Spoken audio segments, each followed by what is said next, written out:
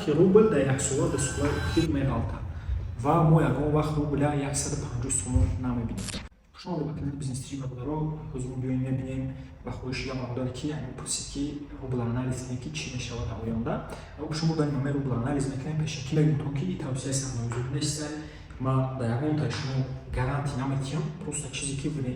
ма дар ин мебинем, яъне ки ин ягон ҷодугарӣ нест, просто дар ин кар чизе ки дар мо нишон медиҳад. Агар шумо анализа хушо бифаҳмед, хушо ин кар бифаҳмед, метавонед ки любой чизе дар ин анализ кунед ва ҳисоби худшо кунед, яъне ки пулотона инфлясия кӯи мо дорем ёдем.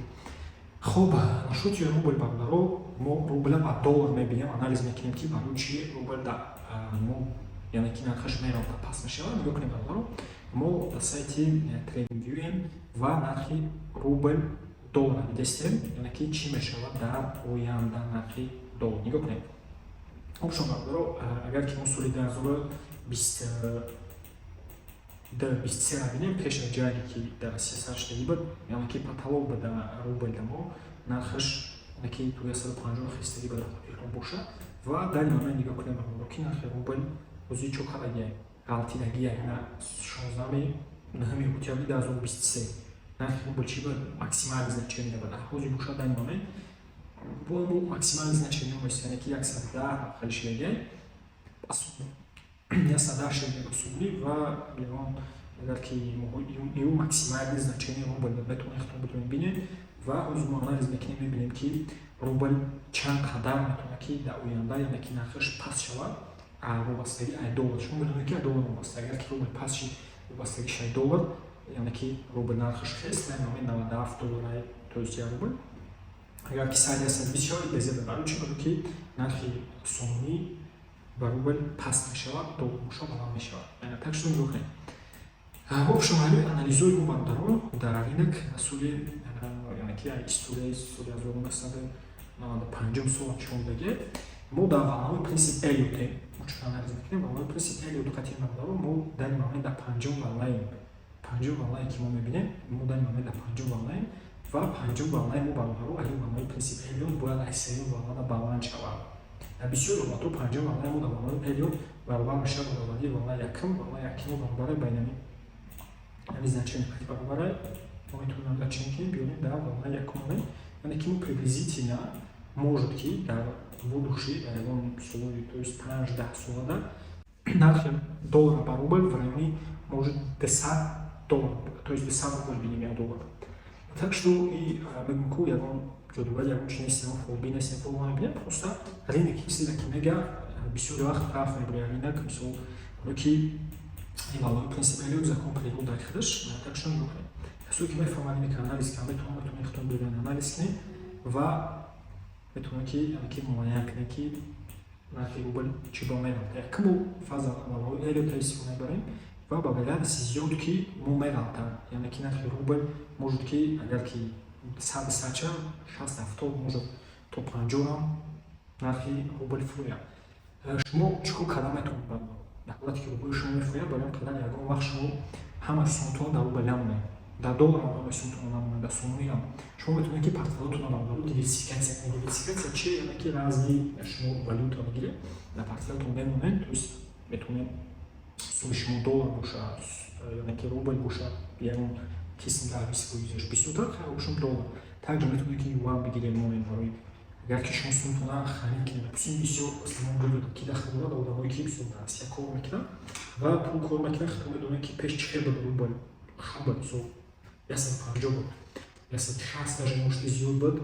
Ошон сумои шумо дар ин момент беқадр шаст медонад бисёр намода ки суми суми калон доранд, яки намехоҳанд суми шумо майда кунанд, ҳалиш кунанд. Барои чӣ? Барои ки пасти баъд слишком нархи рубл паст аст. Яъне қадар бародаро ма чӣ кор мекардам вақте дар Россия будам, студия будам, мехондам, кор мекардам, сума ҷамъ мекардам, аз сума криптовалюта вложит мекардам. Яъне ки едини суми аст ки сума кам намешавад.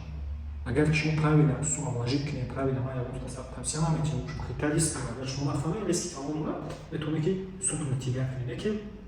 обшон едини чизе аст ки активои шумо зиёд мешавад дар ҳолате ки правилно шумо суматро инвестируд мекунед. Нигоҳ кунед ки рубл як факт валои принцип Эллиот буд ки мо меғалтем, яъне ки нархи рубл то может то 100 максимальное значение 150 بود может 160-170 мебарем ба нархи доллар қатъиян ки хеле метавонад ки нархи рубл баравад. Дуюм факташ и дар мон далеле ки фигура усил шуда яъне ки фигураи байрақ мегӯяд ки суд илме камедон мефаҳмад ям баро ишора мекунад ки ини ки мо меравада яъне ки ҳолати ишораш ранги фигураи также мо метавонем ки барои 160-170 рубля бинем дар ояндаи мисолат ки бигирем уже то 2026, 27, 25, 26 может дер то 27 нархи рубль в районе чего мешала. Максимальное значение в районе 160-170 марки долларов. И ахту единственная ситуация экономическая сила, они вообще не тона, может быть также хуже и финансы и не сильно. Просто следить за новостями, случаем экономика джахон, так что мы то на кино окна может наоборот денег баракс чокна поем барам металлах ки поем я вероятно сасаки то бочи $50 фруя правда на ки восстановить на то да вот ки вазияти Украина қати чизаш соз шавад дига на то джахон қати хуб шавад метавонад ки восстановить шавад вероятность не ки зиёд 70-80 ки нарх бинем то есть нарх рубль мералда на ки ямон паст мешавад ай сара ки фруя босуми так что шумо даём на то хубаш метавонад ки доллар бигирад час платформа да чтобы свободно чекать криптовалюту нагрифте агар ки доллар бигиред ба нархи сомони қати ани 5 сола пеш ма где-то 20% ушед не ки мо да ҳолати мо нишон мекунем портфел ки мо крипто гирифта буде рӯзнама портфел нишон метем ёк небардаро ки мо да $1000 соли гузашта ровно 1 сол пеш криптовалюта харида буде ва дар ин момент $1000 мо $3000 шуд яхто метавонед бинед $900 шуд яъне ки қариб $3000 шуд дар ҳолате ки шумо сумматро на криптовалюта правильно инвестировать мекунед шумо метавонед дасте баробарзиёд кунед и основное давлаҳое ки мисол дар ин равото кор мекунанд яъне ки суммашона ҷамъ мекунанд мисол ягон цел ягон чи доранд метавонед ки чӣ моҳети шумо сумма ҳамаша дар як актив нигоҳ бидоред хуш ки як 10% ҳатто 10-20% ягон сумма шумо чӣ бикунед инвестировать кунед дар криптовалюта дар давлатҳои мо чотака навчи танқикест мисол бисёр хушо гетсо машинашон бисёр инфатикашон бисёр ки як кама одаме ки конкретно шумо мефаҳманд мисол мега и ҳисабот меяд ки дар давлатҳои пешрафта бисёртар инвестировать мекунанд уже чанд солҳое ки 10 солҳо 100 солҳое ки инвестировать мекунанд дар Америка дар Европа бисёр одаме дар он тараф уже ҳамаш мекунанд ҳамаш мекро саркор аммо бошед аммо мисол кама одаме ки мекунанд ки бисёр машинакор меобанд дигар кор правильно наметавонад инвестировать кард агар шумо бихоҳед ки реально правильно инвестировать кунед дар крипто дар ин ҳолат шумо метавонед ки реально капитали соз кунед суммаашро зиёд кунед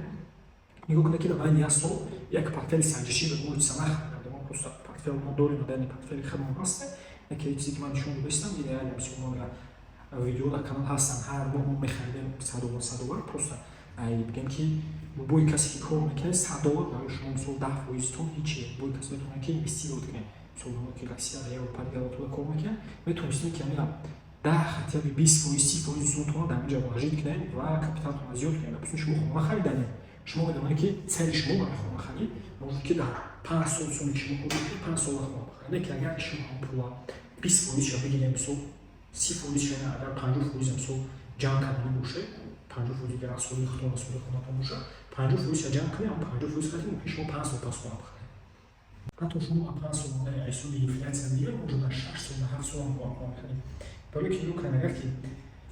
шумо суди дар колитон ҷамъ кунед чен 5 сол нархо қимат мешавад нархо может дар момент агар $30,000 бошад может 35 может яйда қиматтар шавад обшун дар он қадар агар шумо инвестировать кунед ҳамон сумматона суми шумо нигоҳ кунед ки аллакай чиқадар шуда дар портфелмо дар мобайни 1 сол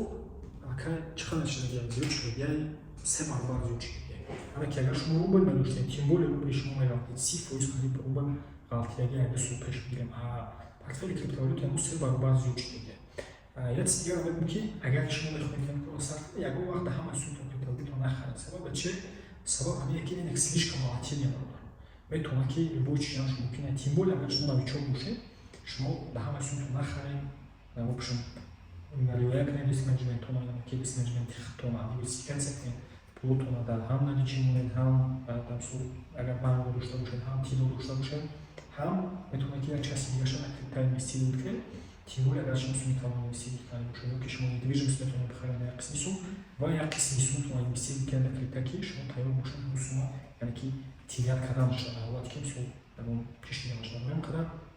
мегӯяд зиёд акида дар яшмо нафаҳмаи сутман рисмати lekin agar правильно kor qilib правильно бифаҳмед фундаментальный технический мисол ҳаматон фабақат бошад шумо мегӯяд зиёдаки пултон агисам мекунед пултон чума ки зиёд мекунед халқ муда просто як чизе хёл мекунад ки тоқа банкиҳо одаmoи сумдор метавонанд инвестировать дар намебаранд хелес любой одам метавонад сармоягузорӣ кунад любой суди камқати даже студентҳо шогирдои мо меянд студентам мумкин метавонад инвестировать ҳайрон мешавад чӣ хел бара онҷо кор карда буда то дарса хонди беудагар як бара кор карда любой ҷо кор кард мондагӣ мисол суми тра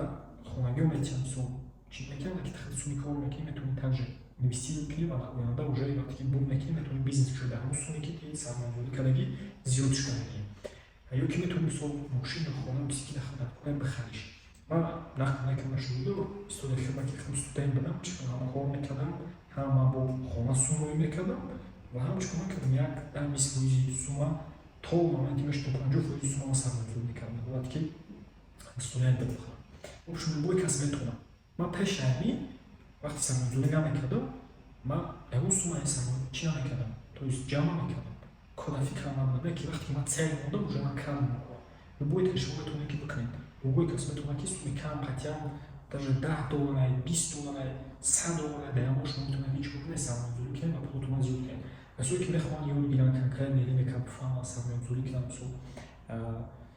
метавонем ки мо обучение дорем аз соли 2021 метавонем ки будем бизганем шогле накунем понять чӣ фаҳмед ҳама тарафа анализа ёд гирем фундаментальный технический психология бузург ҳама тарафа ёд гирем ва касое ки мисол суми калон метавонем ки намедонед чӣ хел инвестировать кунед таҷриба намесем мо метавонем ки мисол намтон бигем ки мисол чӣ хел наҷода ва чӣ хел шумо метавонед ки сармоягузорӣ кунед барои мода бисёр ҳастанд ки ям мегӯям буда бошем чӣ кор кунем сумаҳо чӣ хел сармоягузорӣ кунем чӣ хел яъне ки вариантҳо ҳастанд мо таҷрибаи ки рискш ҳаст риск зиёд яъне ки ҳама ҷо риск дорад боиси ки шумо инвестировать намекунед риск дорад барои ин қадар крипта ва активист чизи зиёдай валят зиёдае ки шумо пултон метавонед ки хушрӯ зиёд кунед так что метавонед ки боиди ҳамин видеои гузори мо фикротон нависем шоти рубли чӣ фикр доред бо омена пуломена ки нашоти криптовалюта шумо бовар мекунед намекунед таҷрибатон шоти видеои оянда ягон идея метиҳед ки дар канал идея мо чӣ видео кунем то видеои оянда